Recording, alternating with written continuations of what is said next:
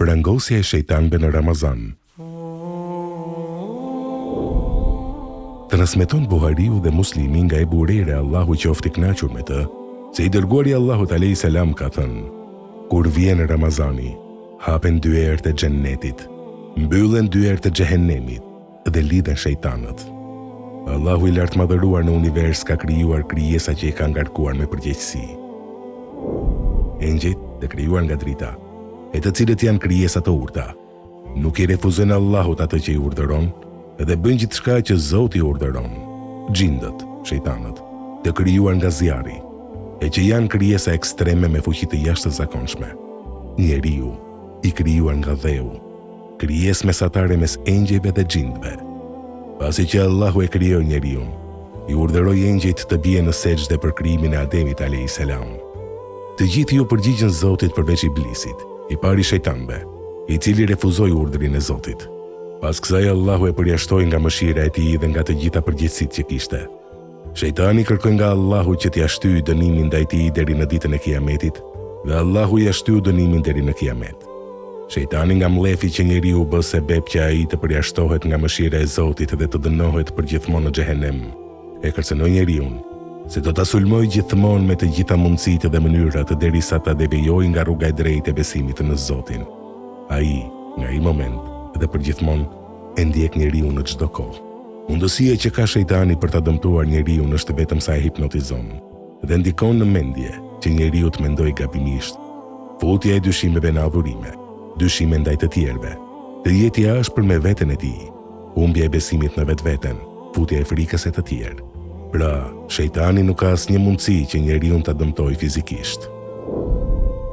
Kërkimi i mbrojtjes te Zoti nga shejtani, me mënyrat që na ka mësuar feja si përmendja e Zotit, lutjet e ndryshme, leximi i Kuranit, namazi e të tjerë, është nevojë e përhershme.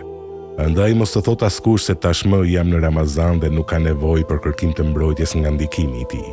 Në muajin e Ramazanit hadithi më sipër më tregon se shejtanët janë të paaftë për të ndikuar te agjëruesit, sepse ata prangosen apo lidhen, apo paaftësohen, apo pengohen për të ndikuar.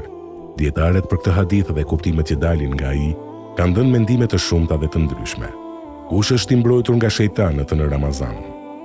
Ktu janë të mendimit se të mbrojtur janë jo të gjithë muslimanët, por vetëm agjëruesit dhe ata që janë në dispozitë të agjëruesit si të sëmurët, mosha e tretë, udhëtarët e të tjerë, duke përjashtuar mëkatarët, qofshin edhe agjërues. Pastaj kanë dhënë mendim se prangosja e shejtanëve është në kuptimin e vërtet real apo kuptimin alegorik. Ktu janë ndarë në 3 grupe. 1. Prangosja mund të jetë edhe reale dhe alegorike së bashku, që nënkupton se shejtanët paaftësohen në ndikimin e tyre dhe bëhen sikur të prangosur, dhe kështu besimtarët janë të mbrojtur nga dëmtimet e tyre. 2. Prangosja është realitet. Ata prangosen dhe ndalohen për t'i dëmtuar besimtarët dhe për të ndikuar tek ata. 3. Prangosja është vetëm alegori dhe jo realitet, sepse është Allahu ai që i mbron muslimanët në Ramazan ose shumicën e tyre. Dhe kështu shejtani nuk mundet në Ramazan të ndikojë tek muslimanët, sikur që ka ndikuar tek ata gjatë gjithë të vitit. Duke qëndruar në këtë grup, Ibn Haxheri ka thënë: prangosja e shejtanëve nënkupton paaftësinë e tyre në vezvese dhe në zbukurimin e epsheve. Dhe ata që thonë se prangosja është realitet, e kanë ndërlidhur me ndikimin e tyre tek njeriu vetëm në veprat e tij. Dhe kjo nënkupton pengimin, prangosjen dhe lidhjen. Kur bëhet prangosja? Në netët apo ditët e Ramazanit, dhe veçohet me ndonjë kohë të veçantë. Mendohet se prangosja e shejtanëve në Ramazan është vetëm ditëve të Ramazanit. Dhe ai këtë e ka aluduar në një grup shejtanësh, të cilët vjedhin informacionet nga qielli, sepse në një prej haditheve përmenden ata shejtanë. Cilët shejtan prangosen, të gjithë apo vetëm disa prej tyre? Në këtë pikë ka shumë mendime, më kryesoret janë: 1. Të gjithë shejtanët. 2. Vetëm disa prej tyre. Për shembull, shejtanët el-Meredeh, ata që vjedhin informacionet nga qielli. 3. Kryesori i shejtanëve, Iblisi. Nëse në Ramazan prangosen apo lidhen shejtanët, pse shohim të këqija dhe mëkatet që ndodhin në Ramazan? Mëkatet dhe të këqijat në Ramazan paksojnë të agjëruesit, të cilët janë të kujdesshëm në kushtet dhe rregullat e agjërimit, por jo dhe të ata agjërues të cilët nuk i përmbahen këtyre kushteve dhe rregullave. Edhe nëse e pranojmë se shejtanët janë të prangosur nga secili agjërues, kjo nuk nënkupton që të mos ketë të këqija dhe mëkate në Ramazan, sepse të këqijat dhe mëkatet nuk vijnë vetëm nga ndikimi i shejtanëve, por dhe nga shkaqe të tjera të shumta. Prej tyre, 1. Njeriu shpirt të ligë, që kënaqet me të këqijat që i bën ai, ose edhe nga të tjerët. 2. Traditat e këqija në shoqëri, që janë adaptuar me to. 3. Shejtanët nga njerëzit. Dhe këta janë më të rrezikshëm se shejtanët nga xhindët, sepse shejtanët nga xhindët ndikojnë vetëm në mendjen e njeriut dhe jo në fizikun e tij. Pastaj nga këta mbrohet shumë lehtë, për shembull, vetëm me një përmendje të Zotit, lexim Kurani, namaze të tjerë. Kurse shejtanët e njerëzve ndikojnë edhe në mendjen e njeriut dhe në fizikun e tij, dhe nga këta është më vështirë të mbrohesh.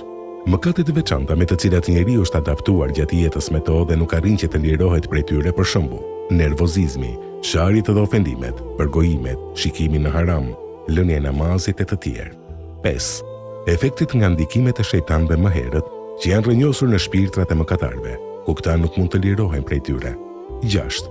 Ndikimet e shejtanëve nga larg përmes teknologjive bashkëkohore që mund t'i përdorin edhe ata në pika të dobta të agjëruesi, ku e gjen agjëruesin në gjendje të pavëmendshme duke ja kujtuar agjëruesit atë mëkat.